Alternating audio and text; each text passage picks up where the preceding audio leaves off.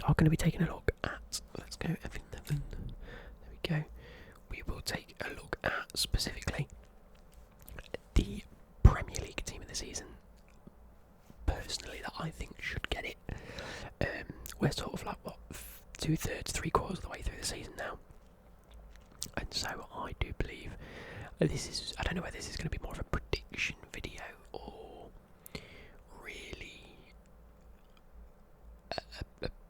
I don't know, my team of the season prediction, what I believe should be the team of the season based on now. Anything could happen at the end of the season, you know, you could see a late resurgence from any other team, you know, so hopefully, I don't forget any. If I do forget players, I apologise. The likelihood is I'm not going to put in someone from, you know, the bottom half of the table that maybe do deserve to be in it, just because I probably won't be thinking about it like that. But okay, let's just get on with it and see where we could go, and then we'll do some honourable mentions at the bottom. So in goal, so I spell it, Alisson. You know, he got a team of the year this year on FIFA. Specifically, I think, you know, they've got however many clean sheets this season. They've only had one loss this season. It's been an incredible season for Liverpool. And so, I don't think you can really put anyone else but Alisson in goal. You know, De Gea's not had the best of seasons. Kepa in and out of the team. Leno not doing brilliantly. Edison slipping up every now and again. So really, Alisson's probably the only goalkeeper you can put in here. Edison obviously probably the likelihood to get like secondary, you know, rewarded for that. Right back. I think most of the team speaks for itself. Alexander-Arnold, he's been incredible. Absolutely incredible this season. As he was last season, as he has been all year. He's just, what he does defensively is brilliant, but what he does attackingly is even more phenomenal for a right back. This is like, you remember a couple of seasons ago where we saw Kyle Walker really shine and really, I want to say, recreate the role of a right back. You know, Pep Guardiola's teams, you know, the wing backs got forward, and it was something that wasn't new, but it was quite a modern aspect of it. This guy does this to an unbelievable scale. Unbelievable. Like tracking back, unbelievable tackling, and, you know, defensive positioning wise, but going forward, this guy is incredible. And then off the back of that, I think there's no other option but to put Van Dijk in at centre back. For me, it's been exquisite. He's been ridiculously solid at centre back. He's fast. He doesn't seem to sprint, which is stupid because he just seems fast. I don't think I've seen him in a game where he's had to, like, you know, power run back, fully like sprint. But instead, just he looks like he's jogging, and it's incredible. Now next to him, I haven't really thought about a second centre back, because I think in every team there's been a lack of sort of top players. Now if I go through the teams, you've got Matip, Joe Gomez in Liverpool, Man City, Laporte been injured quite a bit, John Stone's been a bit inconsistent, same as Fernandinho's done a very good job at centre back. So he might be in with a shout on the basis that he's never really played it and he's come into the role and done it very well. That might be a place. Chelsea defenders, I don't think any of them really deserve to be in the team of this season because they've all had their inconsistencies, and it has taken a while for them to really gel as a unit whenever either of them play together. You know, in the likes of Rudiger, Tomori, Zuma, Christensen, we've got that many at the minute that we don't know which ones are our key players, other than maybe Rudiger. Tottenham, Alderweireld, Vertonghen and Davidson Sanchez, none of them have really performed exquisitely. Arsenal, nope. Man United, by Lindelof. Maguire, none of them have really done a job. I know who I might go with, just based on the fact of consistency.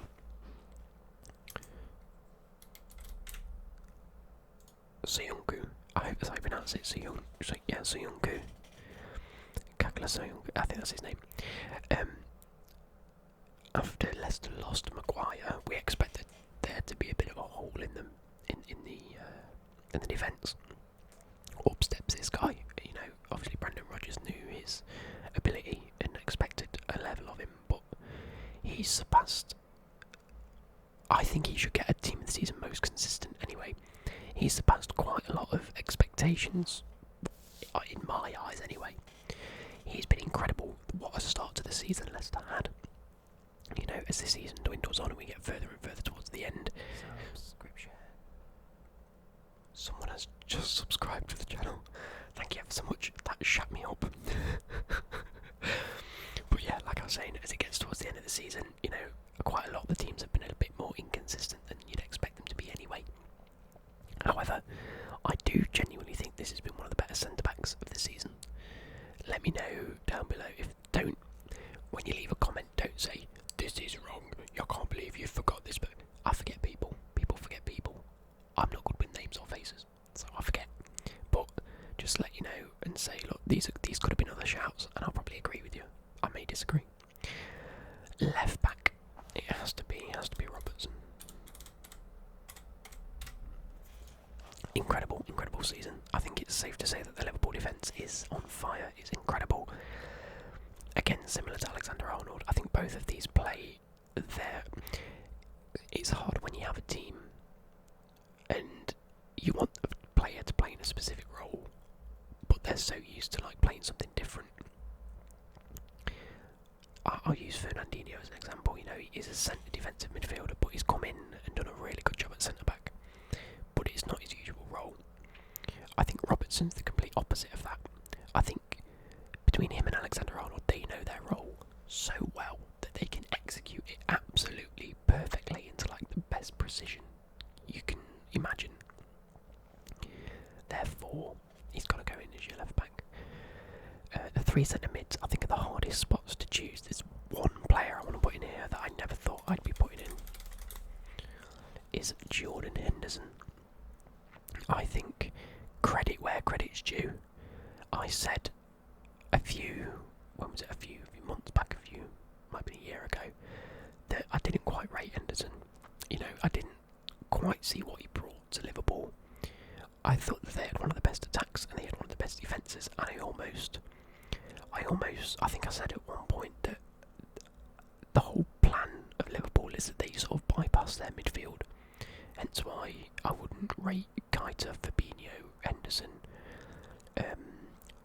Oxlade-Chamberlain, whoever other midfielders they've got, Wijnaldum. I wouldn't rate them as the best midfielders because what you'd expect of a midfielder almost gets bypassed with the way that these play. You know, it's very press, win the ball back, play it out wide, and cross the ball in, or work the ball into the box. And so the element that we usually associate with midfielders gets lost in the Liverpool midfield. You know, you've got Henderson defensively, Fabinho defensively, Wijnaldum a bit of a creator, but I wouldn't rate him at the same sort of level as De Bruyne sort of creativity level. But what you do sort of see is like the work ethic and the workhorses of the midfield. Henderson, incredibly physical, incredibly well-minded and well-managed in his game, very disciplined. The same with Fabinho. Whereas Wijnaldum is allowed a bit more freedom. Same with Keita, he's allowed a bit more freedom to really, push on forward. But this season, Henderson has really, really shown why he's one of the GOATs of this Liverpool team. When the ball does get spread out wide to the wing backs or to the wingers, and the wing backs do want to get forward, there's often a gap in the defence.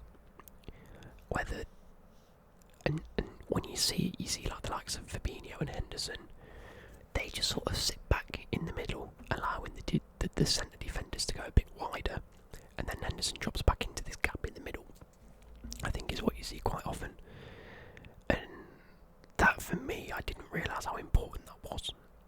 It almost becomes like a triangle like this, where Henderson sits a bit deeper, whereas when they get back, he's allowed to go forward and press. And I didn't realise how important this position was in terms of. I think Fabinho's a better centre defensive mid than Henderson is, but I think Henderson's a much better all-round midfielder than Fabinho is, just because he can get forward and press, he can pick out a better pass, and so I think Henderson does deserve to go over Fabinho in this instance. And secondly, for that leadership quality, he's been incredible dictating sort of what goes on and how it goes on. Him and Van Dijk is like, up front, you've got Firmino, who dictates how the attackers play. You know, he's vital for that centre role because it allows the wingers to rotate and pivot around him. Van Dijk constructs his defence so well, along with Alisson, who's able to dictate that sort of like area of the pitch. Whereas where I thought the midfielders were often getting lost or bypassed, Henderson does so well in dictating where they go, how they play, what they do, and that I think is key. Anyway, moving on, we have a no-brainer here. Kevin De Bruyne. I think, without really going into too much detail, he is the best midfielder in the world. What he can do when he is fully fit is incredible. You know, you see the likes of, I know the argument where it's like, when Pogba's fully fit and when he's playing, he's immense and he's unplayable. I think the only player that can play better than him is De Bruyne, because De Bruyne is so much more consistent. What De Bruyne does, his level of vision, movement and creativity is what you expect in a midfielder. You know, pick up the ball, play a pass, pick up the ball, play a pass, pick up the ball, dribble, create an opportunity. That's all you need in your midfielders, and what he seems to do it 10 times out of 10. I don't think I've ever seen him have specifically have a bad game. Now I know he will have bad games, don't get me wrong, but I don't think it's ever been a him problem. Whenever there has been a bad game for Man City this season, it's always been more of a collective issue. It's never been a fact that, De Bruyne was shocking today, he didn't do anything. He's always there, still trying to create chances, trying to get on the ball, trying to work and trying to move. And I don't think I've ever found him at fault for anything. I might be wrong, don't get me wrong, because I don't watch every Man City game, but that's just how I perceive it. And I think that really bodes well into how De Bruyne plays. And now the last midfielder, I don't really know where to go with this. Similar to this centre back position, let's look. Actually, I've got an idea. So,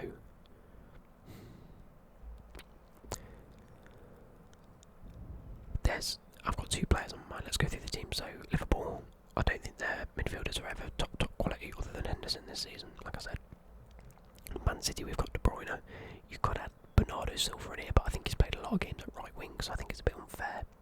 I think that's probably the more troublesome thing for Bernardo Silva getting into a team of the season is, do you put him in centre mid when he's played that sort of centre mid cam role, or do you put him right wing?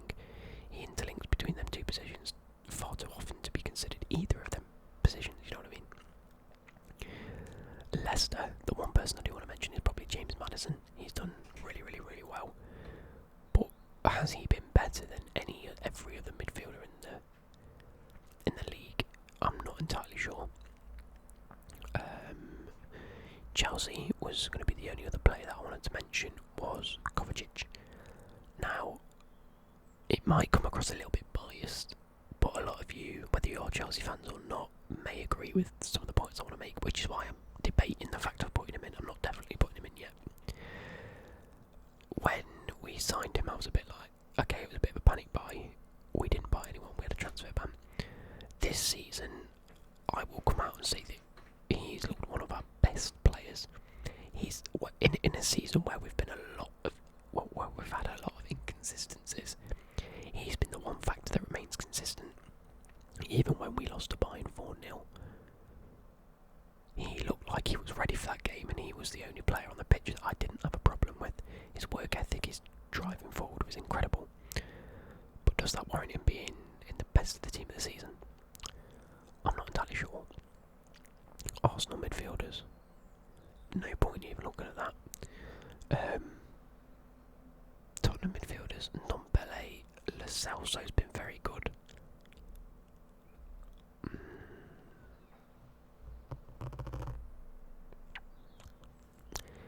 I don't know, I think that's a hard position to pick from because there are so many that have been good, not great. I think these two are the only people you can say have been absolutely great. Unless I'm genuinely forgetting someone, you know what I mean? I'm gonna throw Kovacic in. I'm gonna go like that. Henderson there. De Bruyne in the middle. I'm gonna go Kovacic. On the basis that he's just been so consistent. Similar to Sionku, he might not have been the best defender in the league in all of his games, but he's been so consistently good. This could easily have been Maddison. So right winger, I think it's safe to say. Salah, you know, if it's between him, Sterling, one or two others, I think Sterling's not done too brilliantly this season, if I'm being totally honest.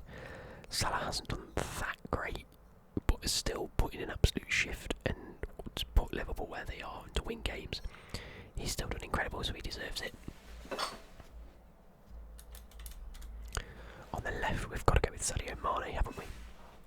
I don't think there's a debate about that. He's an absolutely incredible player, and you can't not put him left wing. He's one of the best players in the Premier League. I don't think there's a left winger this season that's done anywhere near the levels that he's been putting out. And at striker, I'm going to go with Aguero. Now, that is because this season specifically, I think this is because he's proved me wrong. I said at the start of the season this could be a season where you start to see Aguero drop off a little bit. You start to see him not really perform as brilliantly as you'd expect him to perform. However, he's surpassed all of them expectations on my half. You know, he's broken Rooney's record of goals scored in what was it, about 100 less games, 70 less games, something like that. And that's just an incredible feat to have come out of Manchester. He's done exceptional levels this season. He's still one of the top goal scorers as well, pushing on towards, unless he is top goal scorer. I'm not going to check it, but he's up there. He's always going to be up there, I think. And I think it's been an incredible season for him. Firmino hasn't done brilliantly attacking-wise, but what he does bring, I think Firmino could be in with a shout at being the best striker, but I don't think he plays as an out-and-out striker. And when you think about strikers, you think of Aguero. I don't necessarily think of Firmino. I think Firmino allows Mane and Salah to be in this team without being in it himself, if that makes sense. Right, let's do some shouts in here. Edison, goalkeeper. I think that's without a doubt. Second best goalkeeper in the league this season, behind Alisson. Alisson was incredible. There wasn't getting anywhere close to him. Edison got to be up there. Wing backs. He's also done exceptionally well. Reece James has done very, very well, so he's in with a shout. Wan-Bissaka's done very well. Who else can I put in here?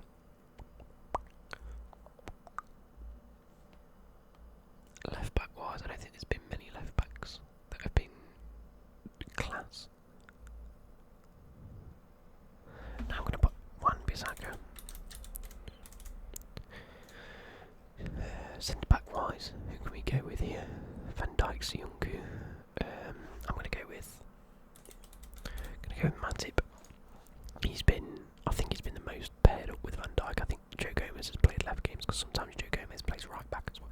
In fact, I'm going to go with Joe Gomez over Matip, just because of the fact that he also fills in at right back. He can fill in at any of the centre back roles, and he just does a good job. I'm going to go with Joe Gomez. I don't think anyone else deserves to. In fact, yeah. Midfielder wise, I'm going to go with Fernandinho,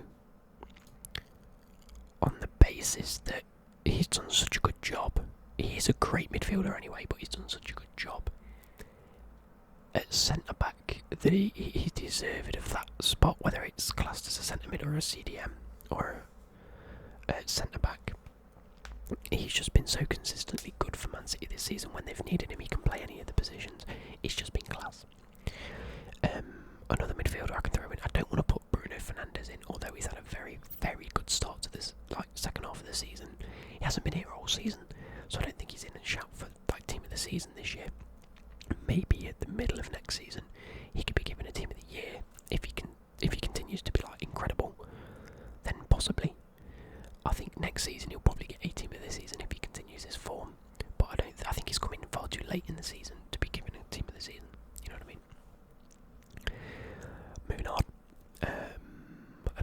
we'll go with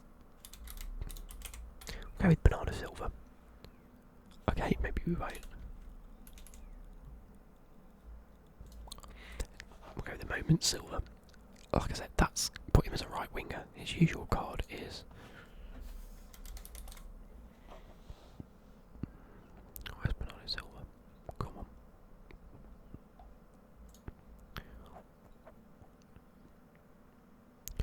I mean, it's a right winger, isn't it? Possibly that's a bit of a. We'll put him in here anyway, just because he's great at creating chances. What you're thinking a winger is fast-paced, he good dribbler, and great finishing ability. This isn't what this guy is. And I think that's why he deserves to be here. He's a different kind of winger. You know, he's not as fast, but he's great with the ball at his feet. He's great at dictating play, picking up passes, picking up the ball whenever he wants to. And I think that's incredible. Another sort of winger that's been good / wide player. I can't really think of one off the top of my head. Oh, let's put Madison in here. Just because. Oh, I can't bloody smell names. Where's Madison? Madison. There we go. Let's do that. As a creative attacking midfielder, he's been incredible. That could easily be this. You know, either way. But I think they're both in with a shout of that spot. Again, Silva, whether it's a central spot or it probably will be a winger spot if he does get one. And so last but not least, we'll do one more as an attacker who's been out and out incredible. Vardy. Oh my god, Vardy has been insane again this season. You know, I think Vardy might be top goal scorer actually, if I'm not wrong. It's something or other. Right, let's go top scorers Premier League. Let's take a look at this. Top scorers based on the BBC is Jamie Vardy with 17, Aubameyang on 17 as well, but Jamie Vardy's had 4 assists. He definitely deserves to be there. Also probably Aubameyang. I didn't realise how clinical Aubameyang's been, to be fair. Fair play to him, 17 goals, he's joint top. Danny Ings up there, Mane's up there, Rashford's up there, Jimenez, Tammy Abraham's up there with 13, so he's only, 4 goals away, but I doubt he'll get near the top goal scorers now. Jamie Vardy 100%, so, oh no, Aguero's there on 16, okay, so Aguero's only 1 goal away from this top scorer. Salah's already in there, Mane's in there anyway. Jamie Vardy's been incredible this season, so I think he deserves to be there.